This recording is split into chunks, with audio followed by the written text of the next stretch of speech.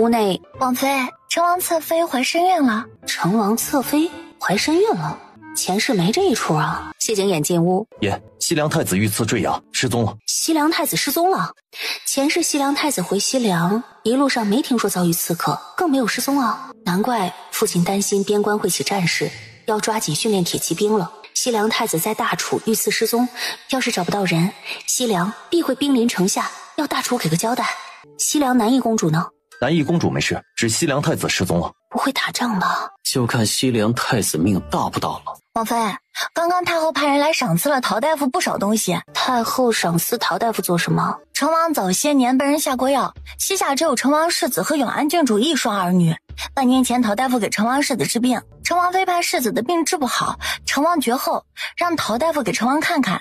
陶大夫给成王开了张方子，成王断断续续服了3个月的药，才有侧妃怀身孕的事儿。自打进京给谢景琰治腿，陶大夫的日子是一天比一天过得滋润。观景楼已经重建好了，明儿是秋闱放榜的日子，也不知道今年的状元会是谁。明儿准你们上街凑热闹。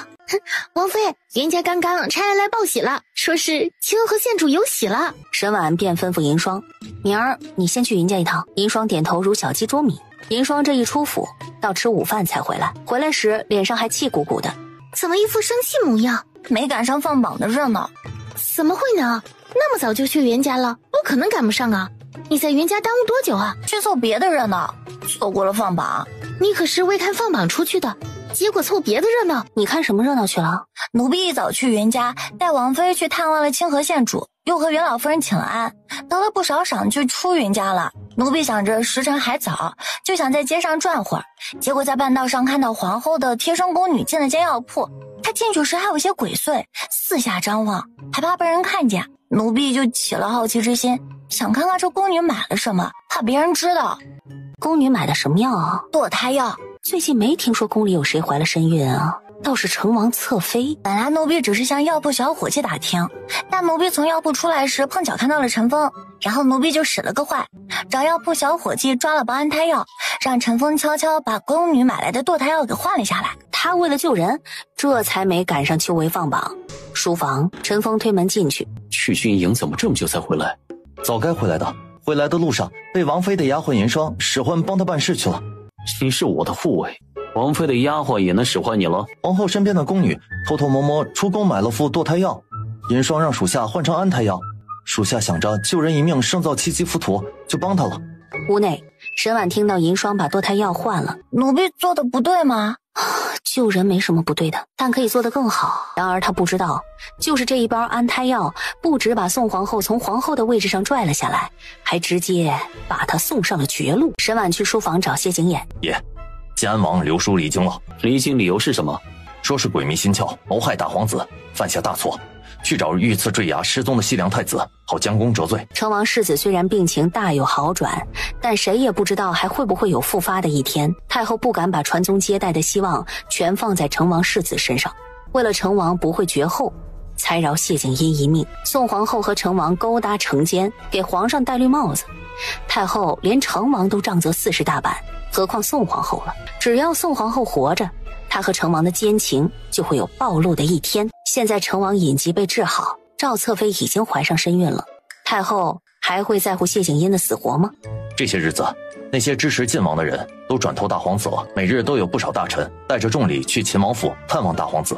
再说谢景殷留书离京一事，皇上也没做出惩罚。秋闱放榜3日后殿试，把答得最好的10份考卷呈给皇上过目，由皇上决定衣甲、钦点状元、榜眼和探花。这日上午，王爷，皇上召您进宫。父皇这会儿找你，不是为定衣甲，就是比秋闱更要紧的事。你快进宫去吧。我进宫去，别累着自己了。谢景琰方才离开，但进宫后在停马场碰到了大皇子。六皇帝，大皇子是在这里等我？我确实是在等你。找我有事？六皇帝可知道太后为何拿着免死金牌救晋王一命啊？你昨日不是进宫见过太后吗？你没问太后？哎呀，太后都不许父皇问，我哪敢问啊？大皇子是觉得我会知道，还望六皇帝告知。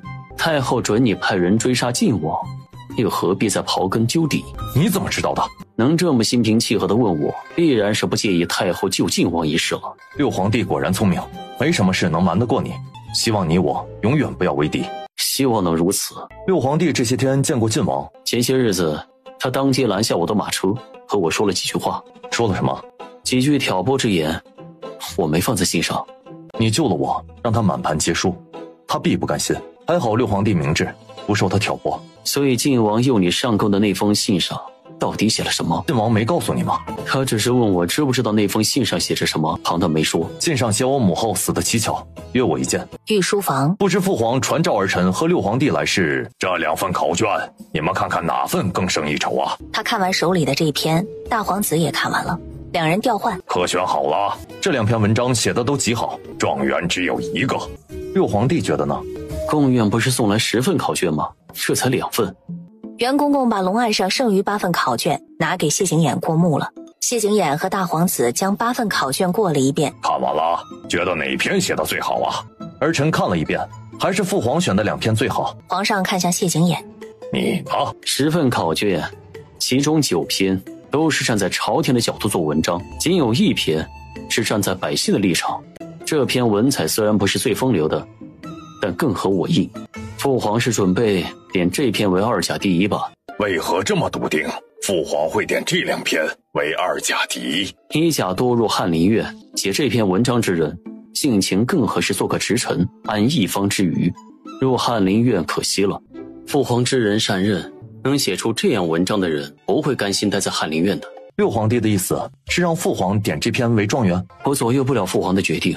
没你们什么事了，退下吧。出了御书房，大皇子去寿康宫探太后，谢景琰则出了宫。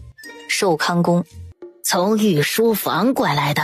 父皇让我和灵王进宫看考卷。当年先皇也曾叫皇上看考卷，但只叫过皇上1人，说是考察一下皇上通过文章选人的能力。皇上叫大皇子看考卷也就罢了，怎么把灵王也一起叫进宫了？太后准我派人刺杀晋王的事，灵王知道。灵王怎么会知道？寿康宫里应该有灵王的眼线，只怕不是有眼线这么简单。大皇子待了一会儿就走了，让茂国公来见哀家。工人去传话，太后找臣有何吩咐？派人去刑部尚书府帮哀家去见东西。屋内见谢景琰进来，我还以为父皇会留你用午膳呢。父皇没这么想不开。两人你给我夹菜，我给你夹菜，边吃边聊。入夜后，不知道是谁家走水了，火势好大。只见离灵王府不远处火势冲天，那方向像是刑部尚书府。去看看。陈峰陈宇应下，很快消失在夜色里。窗户敲响，陈峰跳窗进来。是刑部尚书的书房走水了，有刺客闯入刑部尚书的书房，似乎在翻找什么东西。刑部尚书的暗卫发现，和刺客打斗起来。刺客见没机会找了，就踢翻灯烛，把书房烧了。不会找的是？十有八九是。那道懿旨，只要是个人看见，都会起疑。刑部尚书府走水。早朝上，皇上问起这事儿。昨晚府里闯入了刺客，打斗时踢倒烛台引起的。这大半年，京都发生了多少起走水案子，都是刺客烧的。这些刺客当真是猖狂。今儿是钦点状元的日子，刑部尚书府书房被烧的事儿，太后自然有所耳闻。刑部尚书迈步进殿，刑部尚书怎么来找哀家？昨晚刺客闯入陈府上，烧了陈书房的事，太后可听说了？哀家刚听说了这事儿，刑部尚书是为这事儿来找哀家的。陈的书房被大火全烧干净了，太后给陈的那道懿旨也烧没了。臣能否请太后再……你身为刑部尚书，护懿旨不力，哀家没问罪你，你还敢再讨一份？臣惶恐。退下吧。直接把人打发走了。本来刑部尚书就觉得太后当年救人反常，如今太后竟派人偷摸把懿旨再偷回去，更佐证他猜测没错，陈妃之案必有冤情。太后就算没参与，也肯定知道内情。王妃，今年的新科状元定下来了，是梅州周家大公子，叫周远之。王妃，延平王世子、谭国公府大少爷、宣平侯世子还有杜国公世子，这次秋闱有功，皇上都把他们官升一级了。延平王世子他们抓作弊有功，皇上不是已经赏过了吗？而且这功劳也不足以让他们都官升一级啊。他们立的什么功啊？是新科状元替他们请的功。新科状元带入考场的糕点被人偷换，不仅变了味，新科状元撑不住吃了，在宫院呕吐腹泻不止，延平王世子给他们几颗止泻药，还把自己的饭菜分给了他。要不是延平王世子他们帮他，别说高中状元了，只怕都没命出宫院。新科状元不是皇上最先想点的那2个中的一个，而是谢景琰从其他8份里扒拉出来的，还就着周远之的答卷，问他是想入翰林院还是进6部。周远之果断选择了进6部，皇上点了1甲，又考了其他学子。等周远之出宫，已经快50了。回客栈的路上，正好碰到延平王世子和唐泽他们上午放班。周状元，吃过午饭没有啊？还没有。那正好，一起吃。就这样，周远之跟着延平王世子他们去了德月楼，正好云奇出来。云大哥，你们认识啊？在梅州认识的。那一起吃饭，其实我有约了，只能改日了。说着，云奇对德月楼掌柜道：“这顿饭借我账上。”云奇和他们打了个招呼就走了。虽然云奇现在身份不比从前了，但德月楼的东家是谁，他们一直不知道。不会，德月楼的东家是云奇吧？唐泽问德月楼掌柜的：“那是你东家？”云大少爷，是不是德月楼的东家？您得问云大少爷啊。你这个德月楼掌柜，难道不知道自己东家是谁？不会吧，德月楼是云家开的？掌柜的没否认，那就是默认了。以云家以前的根基，应该没法在京都开这么大一间酒楼。德月楼东家至今没人知道，或许就是这份神秘，没人敢招惹德月楼。唐泽就问周远之：“你们怎么认识的？”我这条命是云大少爷和平阳侯世子救的，他们去梅州，在梅州夜里发地震时救了不少人的命。地震发生那晚，我住的屋子倒塌了一半，横梁砸在床上，要不是他们严令我周家出府，待在空旷处，我10有8九就死于那场地震了。一小厮走了进来，给唐泽行礼道：“大少爷，老爷在隔壁包间，请你过去一趟。”我爹找我去做什么？我们一向各吃各的呀。唐泽走后，延平王世子他们继续吃饭。不一会儿，唐泽就回来了。回来这么快啊？我爹想见的不是我，那是谁啊？唐泽看向周远之：“这么看着我做什么？你没被人捉吧？捉我做什么？绑下捉婿呀！是我爹看好你，让我绑下捉妹夫，反正都是要被捉的，不如被我谭国公府捉了吧。”延平王世子他们帮唐泽抢，这么几张大网，周远之还想跑得掉？插翅也难飞啊！屋内，谢景琰从书房回来：“王爷、王妃，陈王府和崔将军府送来喜帖，请王爷王妃去喝喜酒。”沈婉便吩咐银霜：“把我那对紫玉簪找出来，替我送去给永安郡主，再准备些探望礼，带我探望一下陈王妃。”银霜应下去办这事儿了。沈婉午睡一下，等他睡醒，银霜也回来了。可见到陈王妃了？没见到。陈王府丫鬟说奴婢要贴身伺候王妃，怕陈王妃过了病气给奴婢，不让见。永安郡主如何？永安郡主消瘦了许多。说起来，奴婢今儿在陈王府还碰到了一件奇怪的事儿。什么奇怪的事儿？天都这么冷了，我从陈王府出来，在陈王府二门看到小厮抬冰块进府，整整3大马车的冰块。王妃，陶大夫和李御厨在前院吵起来了。陶大夫和李御厨为什么吵架？陶大夫觉得李御厨居心不良，唆使儿子拐他女儿。沈婉窘了，摇头失笑。王妃笑什么？可以准备贺礼了。陶大夫和李御厨吵架还说这话，陶姑娘是肯定要许给李大少爷了。不过这会儿两人已经熄火了，李御厨一句话就让陶大夫消气了。女大不中留，女儿大了总是要嫁人的，嫁给我儿子，咱们2家紧挨着，能每天都见到。可要嫁给别人，也还能天天见到自己女儿吗？陶大夫想想也是，我去炒几个小菜，我们俩喝一杯啊。再说周远之和延平王世子他们吃完午饭就准备回客栈了，客栈正好在巡城司的方向，延平王世子和唐泽他们就顺道送周远之回客栈。结果客栈外不少家小厮等候在那儿，看到周远之，一个个眼睛就像饿了许久的狼看到了肉一般，看得周远之头皮发麻，马就把周远之带跑了。方才多谢了。客栈啊，我看你是回不去了，我另外给你安排了个清静的住处，放心吧，我谭国公府女儿不愁嫁，你要是实在没这心思，我不会强逼你的。和我们不用客气，你要不愿意住唐泽给你安排的小院，我给你安排也一样。周远之便向唐泽道谢，接受唐泽的安排，住进了他谭国公府的地盘，还能不成为他的妹夫？唐泽送周远之去小院。翌日，状元榜眼还有探花跨马游街。恭喜周兄觅得良缘，从此鹏程锦绣，青云直上。没有的事，周兄都住进谭国公府小院了，又何必瞒着我们？可惜不管他怎么解释，没人信。等他们跨马游街完，唐泽找到他，这些人真是的，只是住在我谭国公府小院，就以为你答应做我谭国公府女婿了。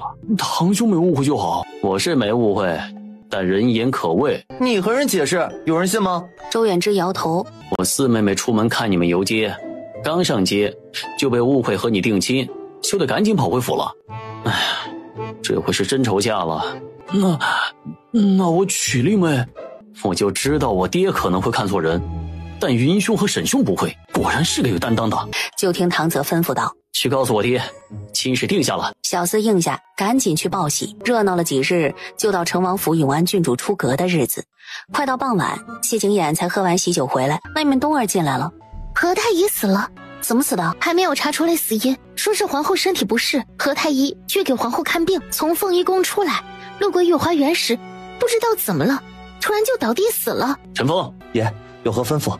去查何太医的死因，再打听一下宋皇后得的是什么病。陈峰领命退下。等陈峰查完禀告谢景琰，已经是第二天早上了。爷，属下托袁公公查了一下，皇后近来身体疲乏，食欲不振，早上起来还有些作呕。这症状怎么感觉那么的熟悉呢？像不像爷您之前替王妃害喜的症状？何太医的死因呢？可查出来了？太医检查了何太医的尸体，没发现有中毒或者重伤的情况，怀疑是突发恶疾死的，尸体已经送回何府了。让刑部带仵作上门验尸。陈峰赶紧去办这事儿。那被换的堕胎药，宋皇后只怕不是拿来害人，而是自己吃的。刑部尚书亲自带仵作去何太医府上。谢景琰晨练完，洗了个澡。爷，刑部验尸结果出来了，仵作从何太医的心脏里找到了一根细如发丝的短针，就是那根短针要了何太医的命。我要进宫一趟。谢景琰先去药房找陶大夫拿了点东西，然后才骑马进宫。等他到御书房，我有事找父皇。看向袁公公，派人去凤仪宫，就说父皇有事找皇后商议。朕有什么事需要同皇后商议的？寿春公主的亲事，这是你该操心的事吗？先让人去传话。袁公公就当皇上是默认了，赶紧出去。凤仪宫，皇后娘娘，皇上让您去御书房。小喜子公公，可知道皇上找本宫何事？听袁公公说，是为商议寿春公主的亲事。宋皇后去御书房见皇上，不知道皇上召臣妾来是？寿春到了嫁人的年纪，该给她指门亲事了。皇上可是有了中意的人选？突然，宋皇后只觉得浑身发痒。宋皇后将凤袍撸起来，胳膊上是密密麻麻的红疹。皇上，臣妾不知为何起了红疹，臣妾就先行告退了。给皇后请太医。小喜子，快去请太医来。这红疹也不知会不会传染人，臣妾回凤仪宫再看太医不迟。不等皇上答应，抬脚就走。只是走了2步，突然脚脖子被什么东西打中，他人不受控制的往前踉跄栽去，宫女才将他扶起来。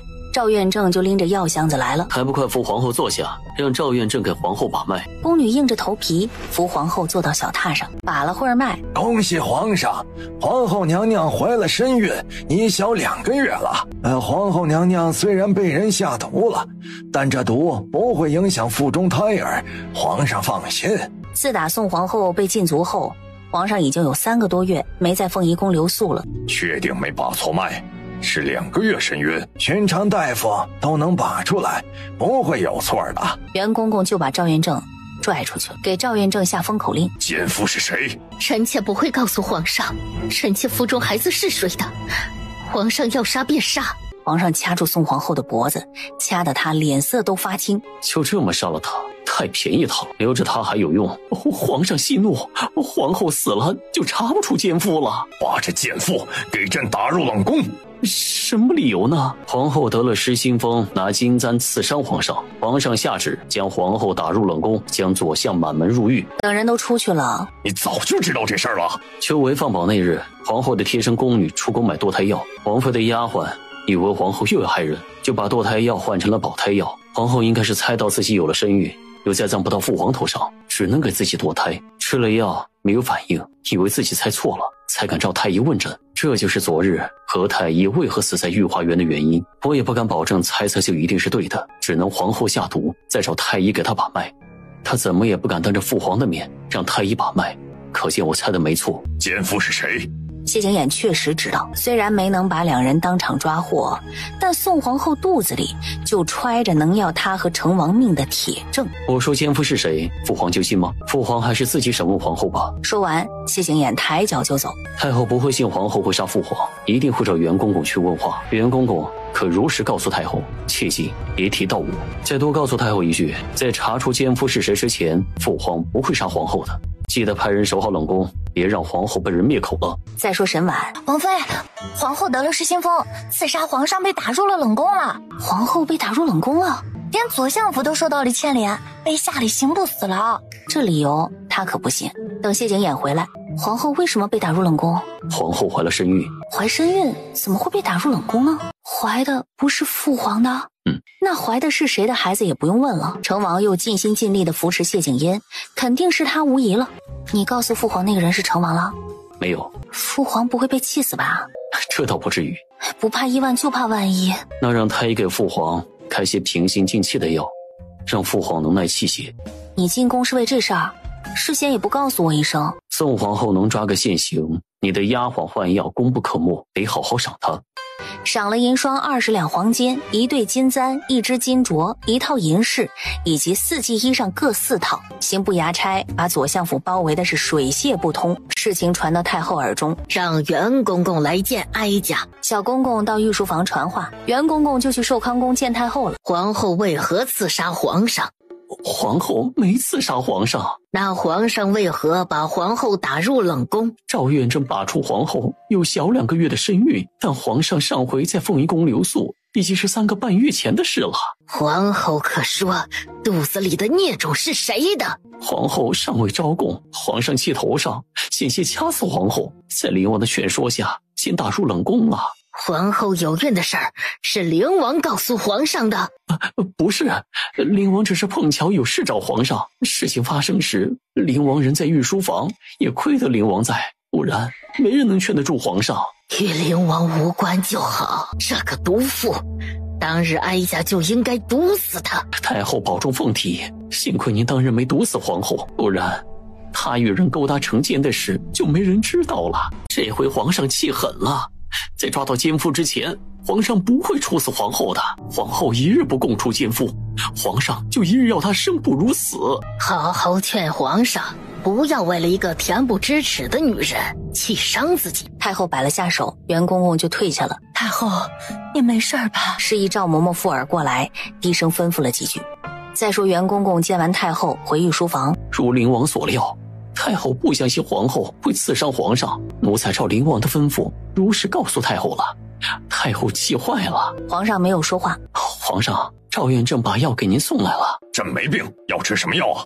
灵王怕皇上您气坏龙体，特地交代赵院正给您开些平心静气的药。这时候一道黑影闪进御书房。皇后招供了？没有，方才赵嬷嬷去冷宫见皇后，太后赐了皇后1瓶毒药，皇后死了。皇后不肯服毒，赵嬷嬷拔开药瓶就要为皇后服下，臣只能现身将赵嬷嬷打晕了。奴才和太后说了，在查出奸夫是谁之前，皇上您不会杀皇后的。这个时候杀皇后，怎么看都像是在包庇那个奸夫。有谁能让太后不顾皇上的感受包庇的呢？成王。成王在长春宫里不知道做什么，成王妃进去撞见，被成王扔下井里。虽然被救了，但从此没再在人前露过脸。和皇后勾搭的人一定是成王，连他都能猜到成王，皇上不会猜不出来。这是灵王的一片孝心，皇上你还是先把药喝了吧。皇上端起药一饮而尽。皇上已经走出御书房了，太后坐在凤椅上。赵嬷嬷去冷宫半天了，怎么还没回来？可别出什么事儿才好。皇上驾到！这时辰，皇上怎么来哀家这儿了？太后没用晚膳，赵嬷嬷呢？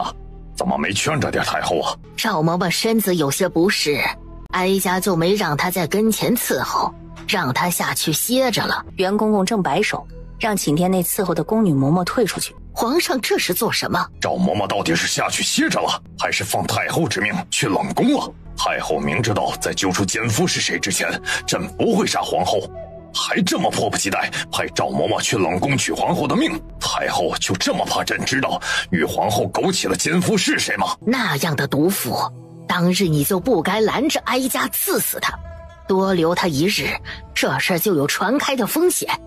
哀家也是为皇上的声誉着想。奸夫到底是谁？皇上不去质问皇后，倒跑来责问哀家，是不是成王？太后当真是要包庇成王到底了？你们都是哀家身上掉下来的肉，他鬼迷心窍，做下这等糊涂事，你让哀家怎么办？眼睁睁的看着你们手足相残吗？太后不想看到朕和成王手足相残，竭尽全力帮他遮掩。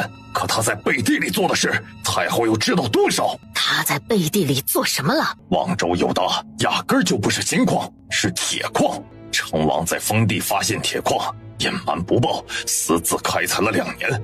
他这是想做什么？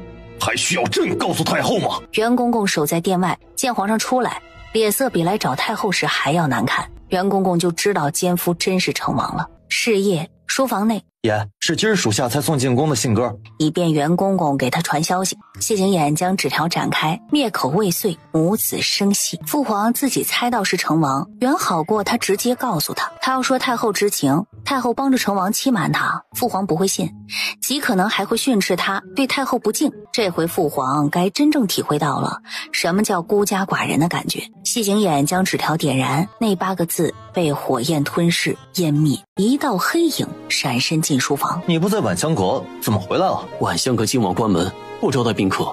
属下发现他们在府上策，收拾包袱。属下怀疑他们是准备逃了。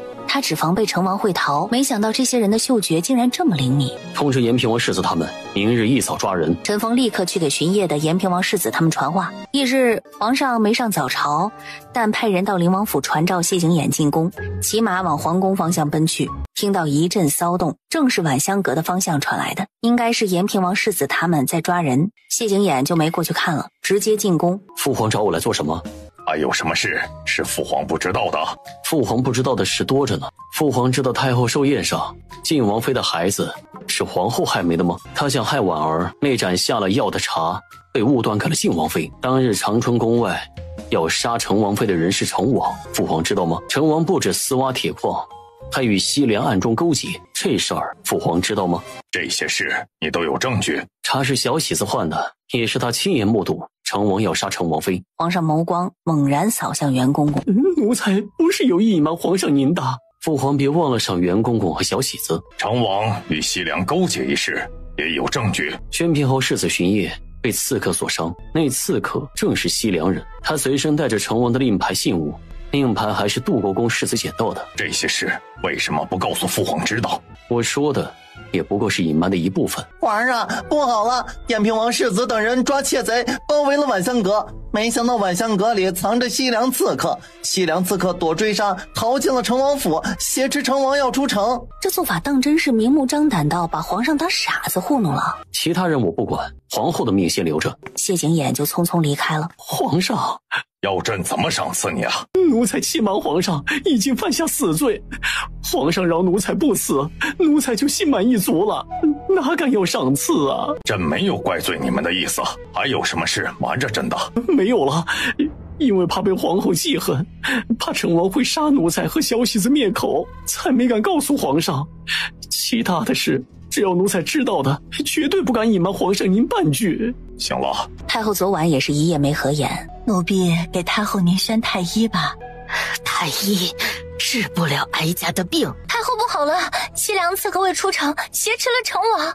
快去找皇上，哀家不管他如何处置成王，但绝不能让成王死在西凉刺客手中。再说谢景琰，见谢景琰骑马过来，西凉刺客抓着成王。你可算是来了，放他们走。你确定要放他们走啊？把西凉刺客逼急了，真伤到成王，谁也没法和太后交代。谢景琰看向西凉刺客，我灵王说话一向算数，出了城门，你们放了成王，没人会追杀你们，你们可毫发无损的回西凉，要胆敢不放人。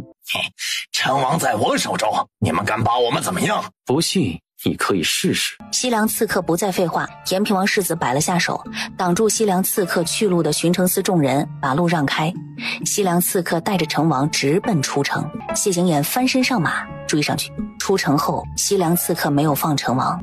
把弓箭给我。瞄准刺客，箭划破长空，不偏不倚的朝刺客心口射去。茂国公世子追上来，灵王，你好大的胆子，竟敢杀成王！谢景琰蹲下，看了眼成王的下颚，手一扯，就从成王的脸上撕下一张人皮面具来。不是成王。你怎么知道他是假的？一个人的易容术再高超，眼神也易容不了。西凉刺客带着成王到悬崖边，一旦假成王跳下去死了，成王就真逃脱了。百官不知道成王死不足惜，一定会要皇上严惩他们，太后就更会视他们为眼中钉肉中刺了。茂国公世子要不要离近些看看清楚？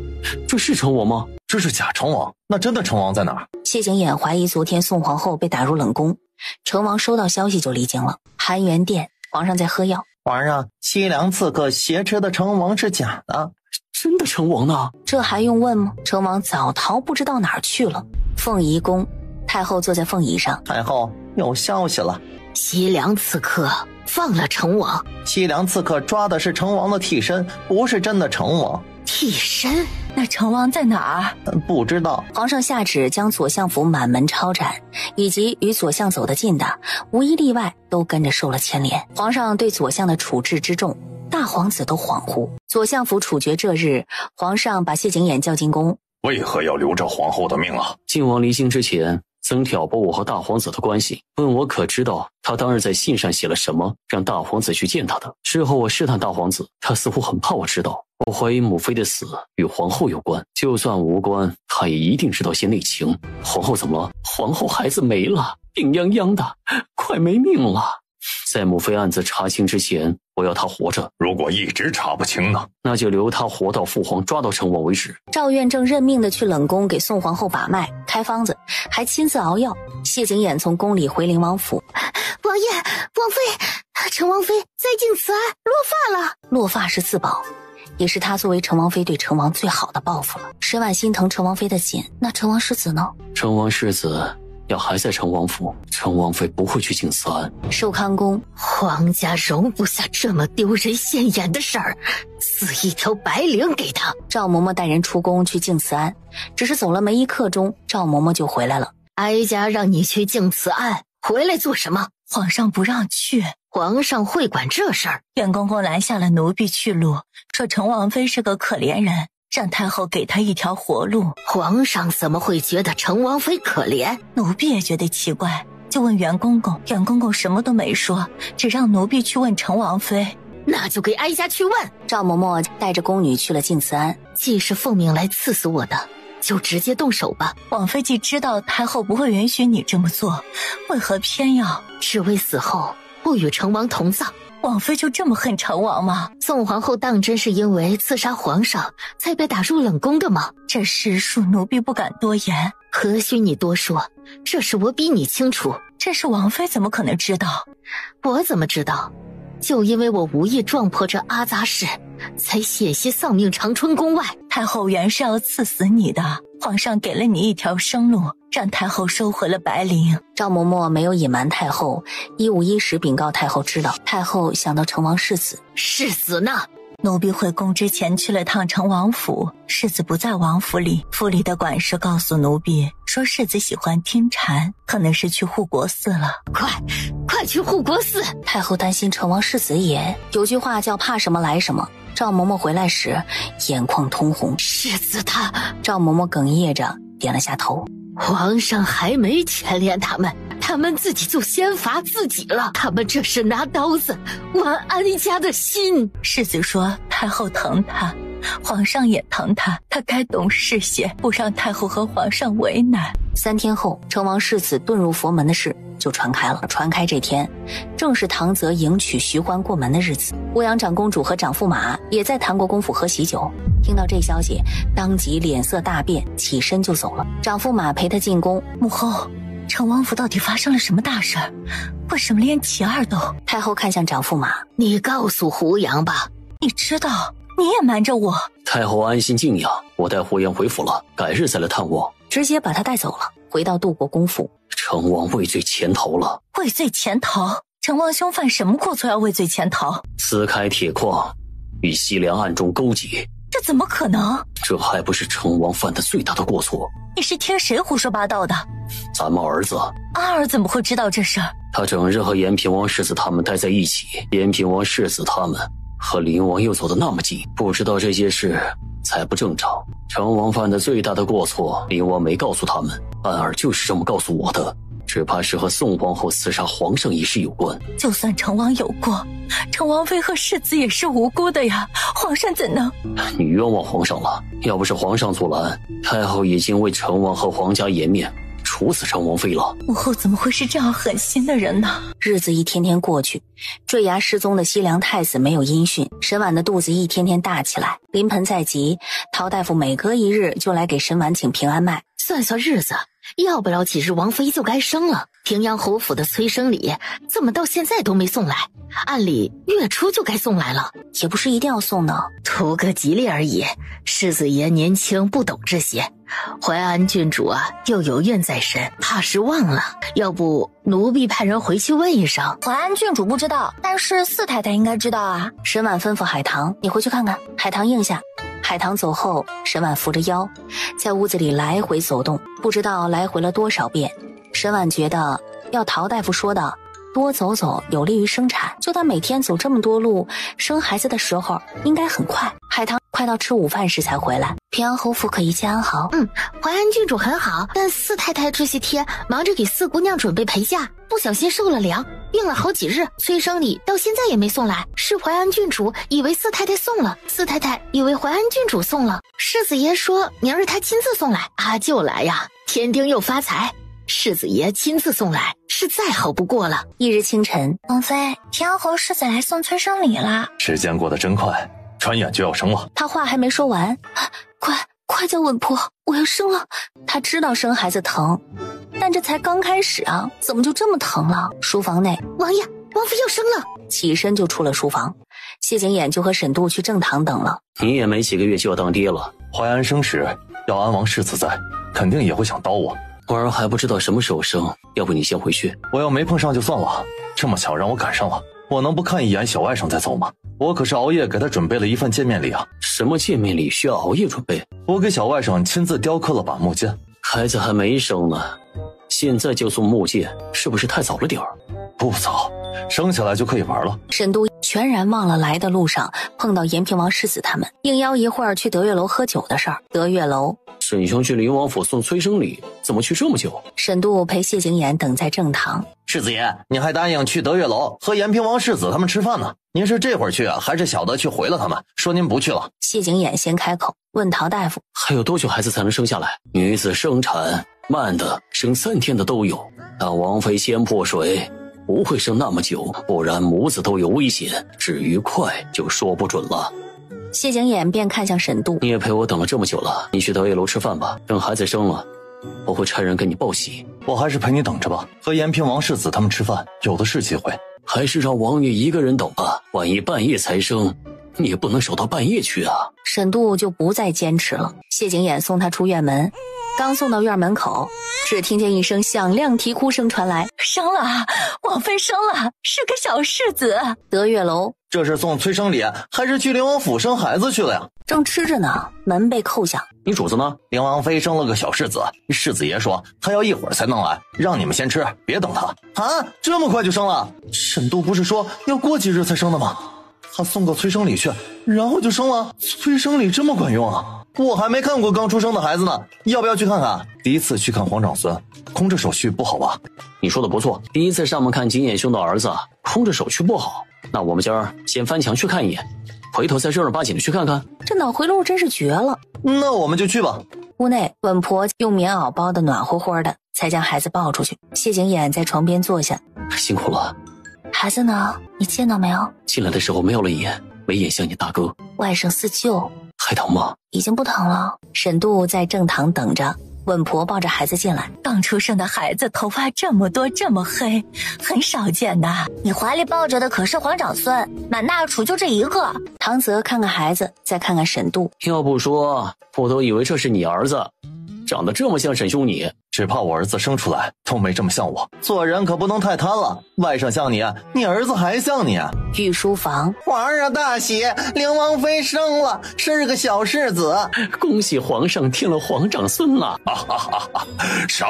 得给小孙儿赐名字。之前想了几个，得挑选一个定下，等皇上将名字填上，就能去灵王府宣旨了。灵王妃生了的事儿，一阵风传遍后宫。王淑妃她隐隐有种预感，灵王替陈妃翻案不远了。太后也高兴，去库房挑些赏赐送去灵王府。谢景琰坐在床边陪沈婉，正好他有些困乏，谢景琰帮沈婉掖好被褥就出去了。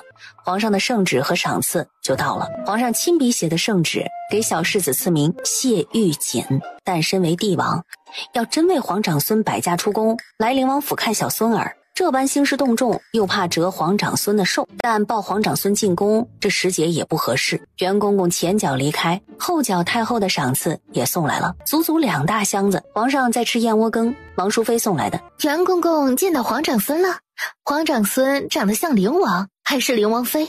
和杜国公世子像皇上似的，皇长孙模样也更像他舅舅平阳侯世子，也就是他的孙儿不像他这个皇祖父，而是像外祖父沈静。第二天喜三朝这天，王妃，永安郡主来了。永安郡主怎么会来呢？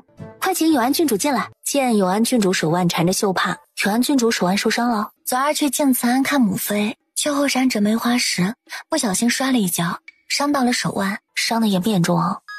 一点小伤，不碍事的。陈王妃可还好？母妃在府里时病恹恹的，进了静慈庵，反倒是病情有所好转。等出了月子，我去静慈庵看看陈王妃。母妃看到你去看她，肯定会高兴。她几次看向沈婉，像是有话说的样子。就在沈婉准备问的时候，吉时到了，喜三朝马上就要开始了。永安郡主走的时候，还回头看了沈婉一眼。见永安郡主离开，听说昨儿静慈寺后山发现了一具冻僵的尸体，死的是什么人？不知道是什么人。静慈庵报了官，发现尸体的就是永安郡主和她的丫鬟。永安郡主随他们一起再回来，但走的时候他没和淮安郡主一起走。我有几句话想要和灵王妃说。昨儿我走的时候，母妃想起来一件事情，和我帮她问问我父王有没有送过灵王一幅画。应该没有这回事。什么画啊？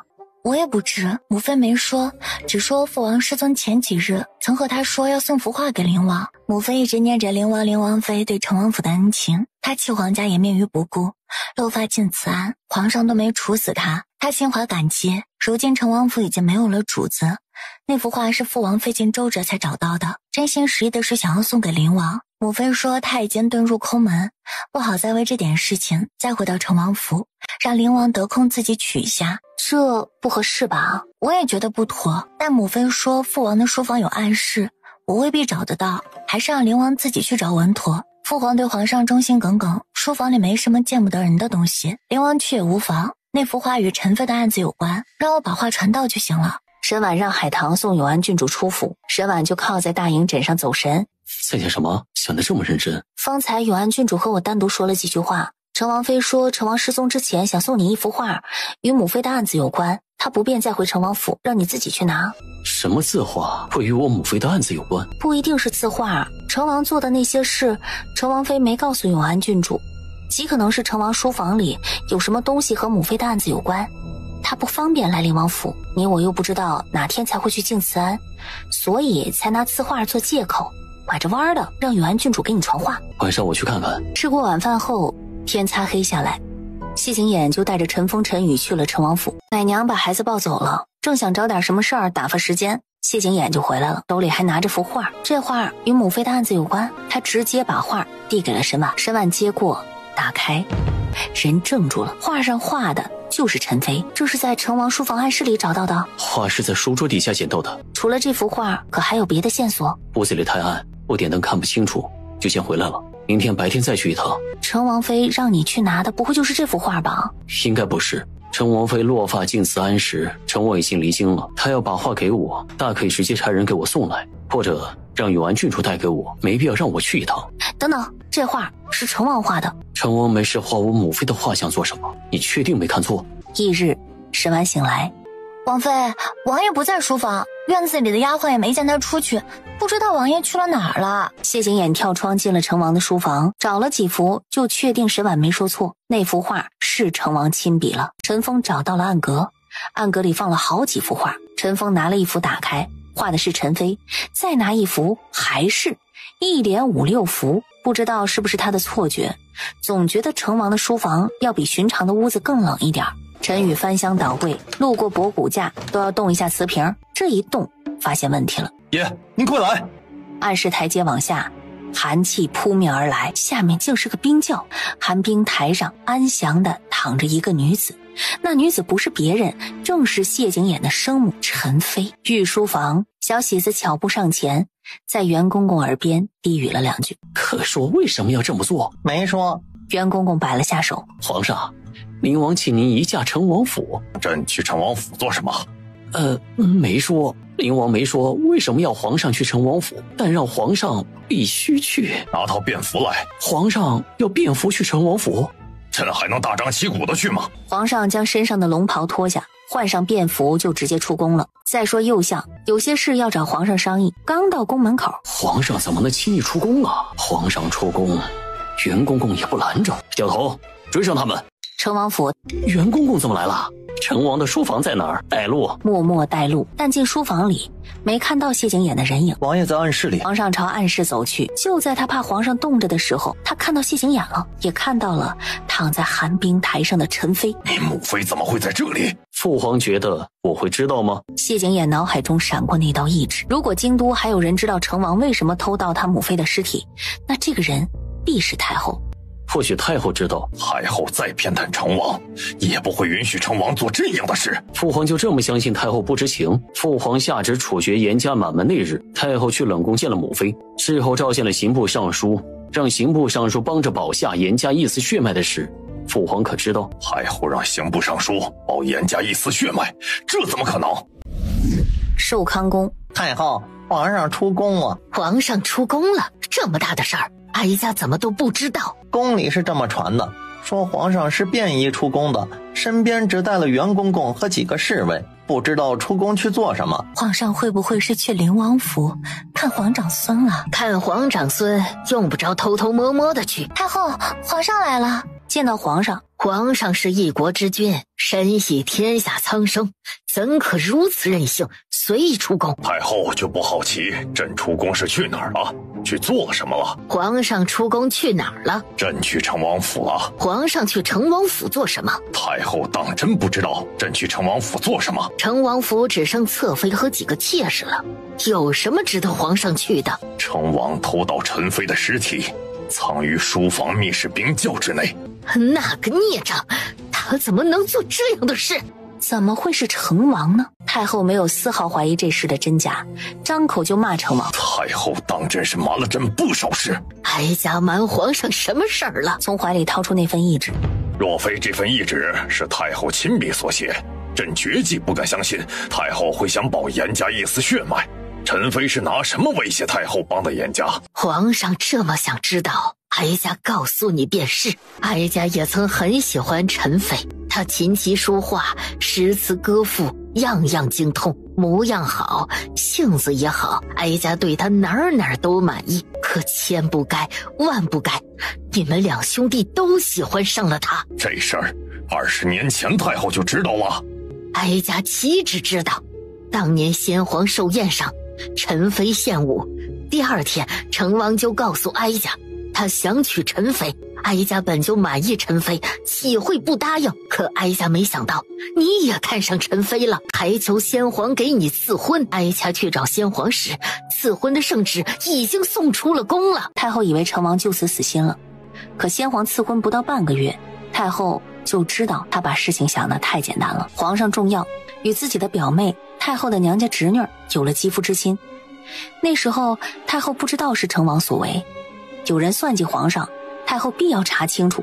可太后查到最后，查到了成王头上。成王倒也供认不讳，成王只想要一个陈妃，再加上当时事情已经出了，太后也只能被成王牵着鼻子走了。茂国公府不同意女儿给皇上做妾，严老太傅也不愿意委屈自己的女儿做妾，更怕得罪太后，即便最后以正妃的身份嫁入皇家，也会受委屈，就同意了。先皇见他们都谈妥了，便同意收回赐婚圣旨，但皇上不同意，然后事情就僵持在了那里。太后找陈妃，明确告诉陈妃她没有对她不满，但她作为母亲，不希望看到一个儿子娶另外一个儿子也喜欢的女子。太后要陈妃打消皇上娶她的念头，她能怎么办？陈妃答应了太后，她告诉皇上她有心仪之人。皇上问她是不是韩阁老的儿子，陈妃没说话，皇上就当是她猜对了。可即便是这样，皇上也不想放手。成王见皇上坚持不退婚，成王就想用英雄救美之计。成王支开皇上，让陈妃坐的马车失控，可被支走的皇上不知为何突然又回来了，还先他一步。为了救陈妃，皇上胳膊摔断了，皇上为了他连命都豁出去了，他哪还忍心伤皇上的心啊？他愿意让出正妃之位。皇上同日迎娶魏皇后和陈妃过门，冷落魏皇后，独宠陈妃。知道娘家侄女儿不得皇上的心，要皇上纳妃，为皇家开枝散叶。宋皇后就是那时候进的宫，也就是上回为了救谢景殷，宋皇后没办法，求到太后跟前，要太后救谢景殷，才说出当年成王进宫赴宴，喝醉酒，在御花园假山里强要了他的事儿。陈妃在严府出事，也是成王的手笔，太后也知情了。害陈妃的不是成王。不是成王，太后为何去冷宫见陈妃，还帮陈妃报严家一丝血脉？陈妃出事时，皇上对成王有过疑心吗？别说他想害陈妃，他就是想害死你，皇上防得住吗？当年陈妃不肯供出来的人，是不是成王？是。你明知道陈妃无辜，就因为怕我迁怒成王，就隐瞒下来，眼睁睁的看着我处死严家满门，把眼儿贬去看守皇陵。你让哀家怎么告诉你？当年设局的人是要你看到陈妃和韩家大少爷，成王是收到消息赶去严府救陈妃的。韩大少爷怕陈妃恨他，怕祸及韩家满门，拿刀子捅自己保持清醒，离陈妃远远的。最后看到你去，知道事情不会善了，自尽在严府，留具尸体，向你证明他没有染指陈妃。陈妃知道哀家最怕的就是皇上和成王因他反目，他被打入冷宫，数次想求见哀家，最后让袁公公帮他给哀家传话，哀家才去了冷宫。当年奴才见皇上要除去严家满门，奴才去劝陈妃，陈妃知道后跪下来求奴才，让奴才帮他给太后传句话，奴才实在不忍心，就帮他了。当年太后训诫陈妃什么话？在陈妃进宫第一天，哀家就训诫过他，要皇上和成王因他反目，哀家绝不轻饶。他不论皇上怎么追问，都不肯说出是谁，却让袁公公帮他给哀家带这么一句话。哀家也怀疑过，是不是成王得不到就想毁了，这才去冷宫见他。陈妃没有威胁哀家，只跪在地上把先皇赐给成王的玉佩呈给哀家，说他谨记哀家的教诲，不敢做让成王和皇上反目的事儿。他遭人算计，让皇上丢尽颜面，他死不足惜。但严家无辜，不该受他牵连。他求哀家看在他从没有忤逆过哀家的份上，护灵王周全，帮严府保一丝血脉。当年陈妃选择服毒自尽时，该是何等的痛心和绝望。是魏氏算计的陈妃，是不是？哀家虽然护短，但皇上觉得以魏氏的心机手段，他能在严府算计陈妃，魏氏要有这本事，那些年哀家也就不用为保他后位煞费苦心了。哀家更不可能明知是魏氏所为，还不斩草除根，保严家血脉，留下后患。希望太后没有再欺瞒朕，否则就别怪朕做个不孝之子了。他就那么看着皇上离开，可就在他要收回眸光时，和紫檀木屏风后走出来的漆黑身影，一双冷冽的眸子对上。谢景琰只看了太后一眼，就转身走了。这些事啊，怕都是灵王查出来的。魏皇后做的事，要是被灵王知道，太后也想知道当年是谁在背后怂恿魏皇后的。把刑部尚书给哀家叫来。刑部尚书想死的心都有了。这道懿旨不是随着你刑部尚书的书房被烧了吗？大火把我书房烧没了，懿旨也没了。臣就下意识以为是被火烧了，没想到是被纵火的刺客偷走了。臣护懿旨不力，好在懿旨又回到太后手中。你刑部尚书当着文武百官的面，请皇上立灵王为储君，灵王为何派人去你府上偷懿旨？可能大概也是因为杜国公世子求娶王家姑娘。这两件事有什么干系？王家姑娘正是太后您让臣救下的严府姑娘，当年因为病重失忆，需要留京医治，没法送离京都，便留在王家长大。这也就是臣和王家不敢允婚的原因。后来杜国公世子追青儿，青儿在街上被人打到脑袋，恢复了记忆，当街叫灵王表哥。屋内，王妃，右相受伤了。右相怎么会受伤呢？今儿小厨房的丫鬟上街买东西，看到右相府小厮抬着软轿在街上跑得飞快，只是走得太快，其中一个小厮不小心就把脚给崴了，轿子歪倒，右相磕伤了脑袋。也不知道右相伤得如何了，有些犯困就睡下了。等睡醒，睁开眼睛就看到谢景琰坐在床边。回来了怎么不叫醒我？可查到点什么？找到母妃了。王爷，延平王世子来了，说是有急事找您。谢景琰就先出去了。找我什么事？方才我和杜承安巡场，看到皇上出宫了，他身边只带了袁公公和俩护卫，我们俩就跟了一路。皇上进了成王府，你们当不知道，他要扰乱京都治安，抓去巡城司。话传达到了，他便没多待。谢景琰回屋，发生什么事了？父皇刚刚又去成王府了。赵嬷嬷将母妃葬在桃林，带走她的人是成王。成王这是做什么？方才在太后那儿，我才知道20年前算计父皇和魏皇后，害母妃失去正妃之位的人是成王。他20年前就喜欢母妃了。那这案子虽然还没查出来当年是谁在算计母妃和韩家大少爷，但也算翻案了。翻案了就好，他们等这一天等得太久了。翌日早朝，袁公公打开明皇圣旨，高声宣读。圣旨昭告天下，当年陈妃案子存在重大冤情，皇上要还严府一个清白，将当年查抄的严府大宅等还于严府。茂国公出列道：严府已经灭族了，再无后人，已经没有赐还查抄的必要了。朕既然下这样的圣旨，自然严府有后人还活在世上。这怎么可能？当年皇上下旨处决严府满门，这是满朝文武皆知的事，严府怎么可能还有人活在世上呢？茂国公有所不知，当年太后感念严老太傅对朝廷的贡献，曾私下给我一道懿旨，要我帮着保严府一丝血脉。当年我想救严老太傅，但心有余力不足，只能救几个严家小辈。陈妃翻案了，储君之位还有大皇子的事儿吗？屋内，沈婉和谢景琰吃完早饭。王妃，今儿早朝上，皇上给陈妃翻案了，把严府大宅等查抄的东西都还给严家，还赏赐了刑部尚书和王家。陈妃翻案的消息就传到巡城司了。没想到王家姑娘竟然是景琰兄的表妹，原来这就是王家和刑部尚书不肯允婚的原因。如今王家姑娘认祖归宗了，你在上门提亲，这事儿准成。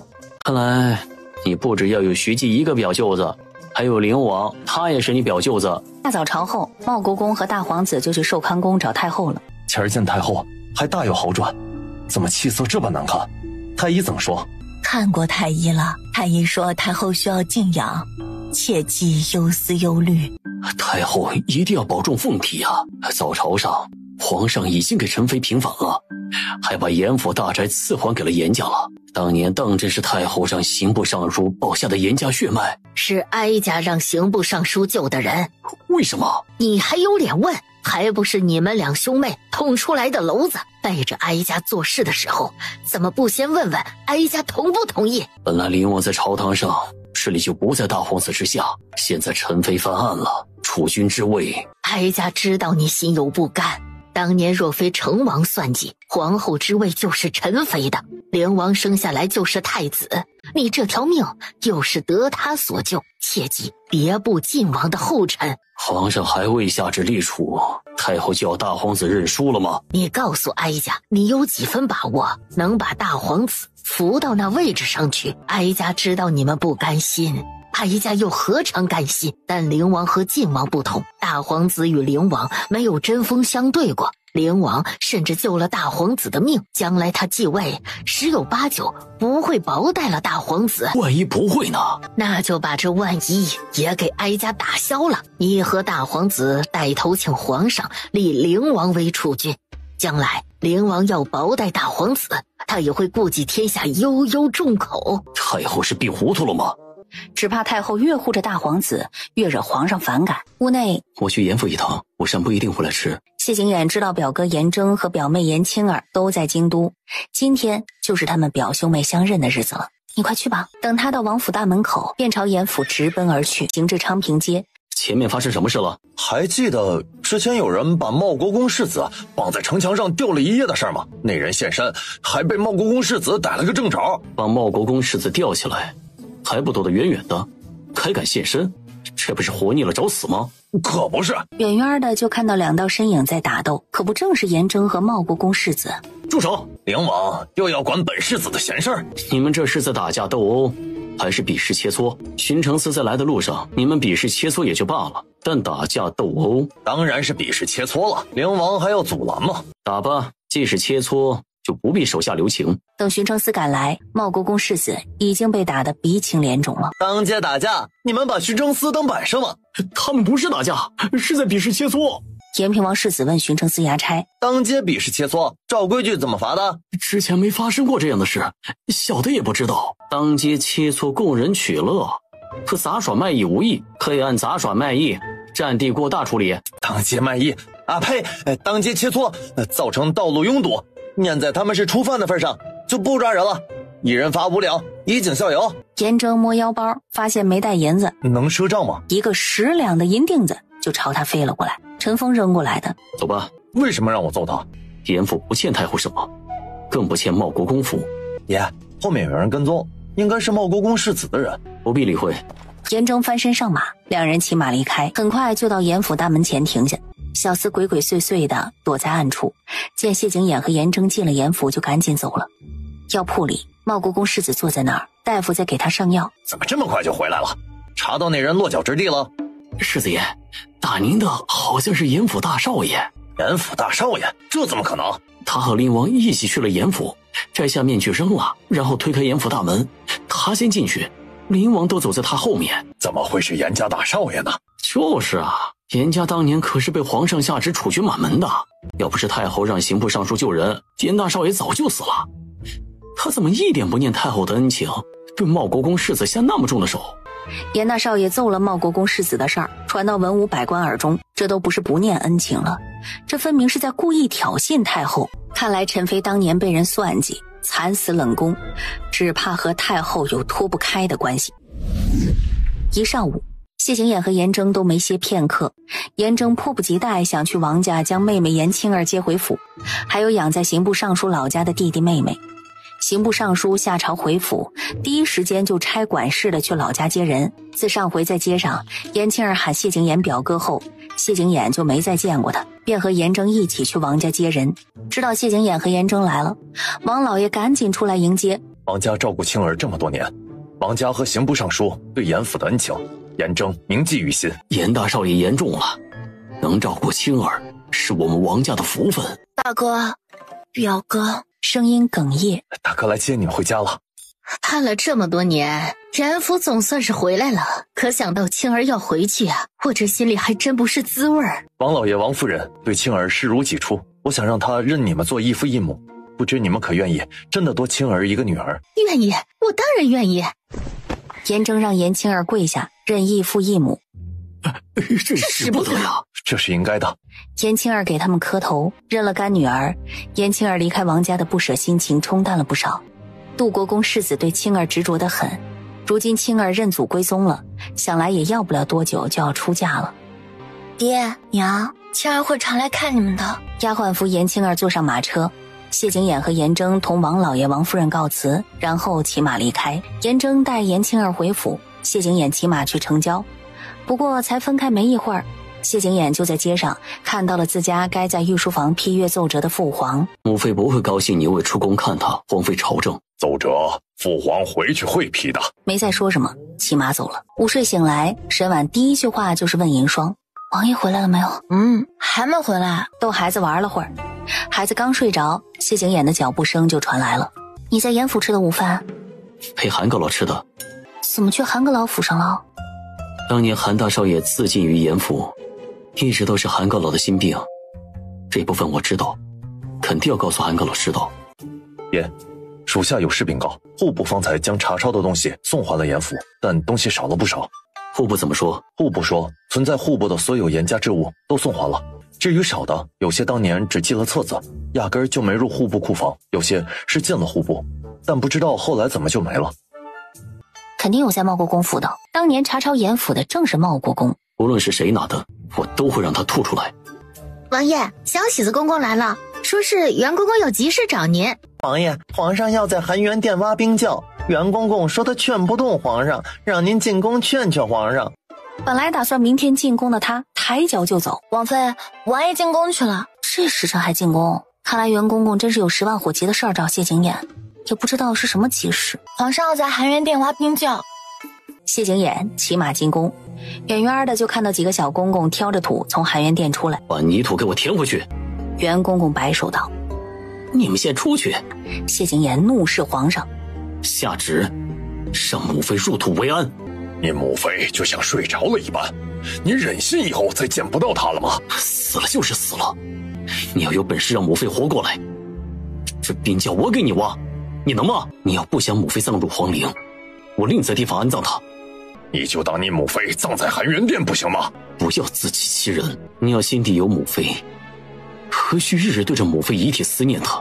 我进宫不是来和你商量母妃的后事，我只是在通知你，皇上您就听明王的吧，臣妃7年前就该入土为安了，这样只会让臣妃9泉之下都不得安宁的。”“父皇这就下旨，将你母妃葬入皇陵。”袁公公赶紧去端笔墨来，皇上亲笔写圣旨。圣旨写完，他回头看向袁公公：“帮我转告太后一声，当年从严家抄走的东西，今日户部送还，只剩一半了。3日之内，若那些东西没送还严家，我会以查母妃案子为由搜查各府。”寿康宫，皇上这会儿正在让人在含元殿里挖冰窖。皇上是要活活气死哀家吗？太后就是去了也没用，皇上不会听您的。哀家到底是造了什么孽，生了这么2个逆子？天下女子那么多，就非一个宸妃不可吗？太后，袁公公来了。